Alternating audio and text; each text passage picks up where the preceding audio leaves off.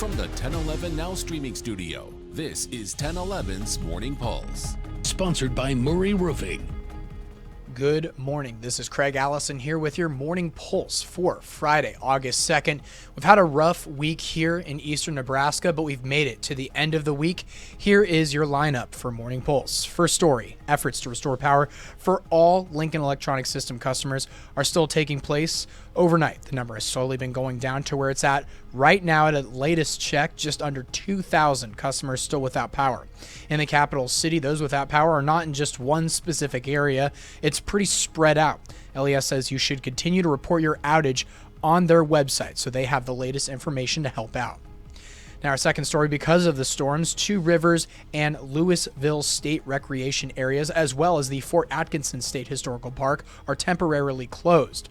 Also, the Family Aquatic Center at Mahoney State Park is closed until further notice.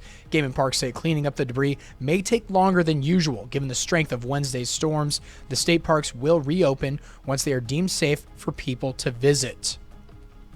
Our third story is just outside of Omaha that was also hit by Wednesday's storm.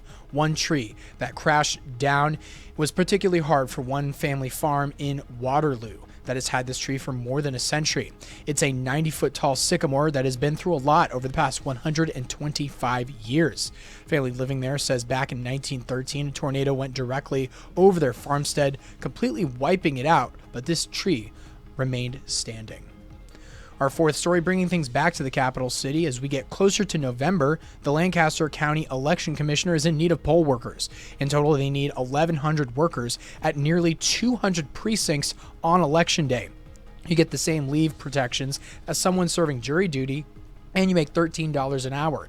You also get paid for online training, but you do have to be a registered voter. Now, ending things off on a lighter note, teens in the capital city are putting on a production of Chicago. Those performing this teen edition with the Youth Actors Academy of Lincoln say there are so many lessons they've learned since joining the program, especially camaraderie. There are 2 more nights to see the Chicago Teen Edition. It will be held at Leffler Middle School tonight at 7 p.m. and Saturday at 1. Tickets can be found at yaal.org. And thank you for joining us here on The Pulse, sending you off with our 7-day.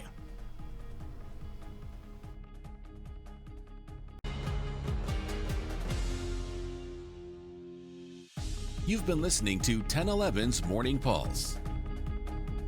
Watch, listen, stream on the 1011 Now app, on YouTube, or wherever you get your podcasts. Sponsored by Murray Roofing.